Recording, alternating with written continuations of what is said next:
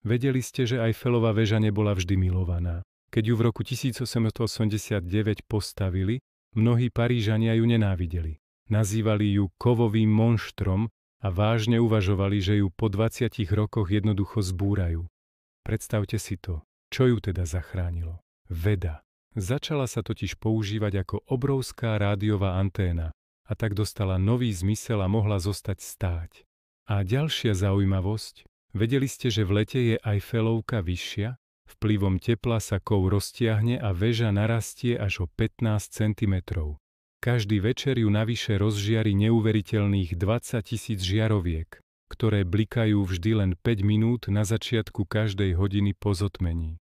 Dnes je to symbol lásky a najnavštevovanejšia pamiatka sveta. Takže keď ju na budúce uvidíte, spomente si, že tento úžasný zázrak techniky takmer zmizol z povrchu zemského. Ak sa vám video páčilo, dajte nám like a sledujte náš kanál pre ďalšie zaujímavosti. Vďaka za pozornosť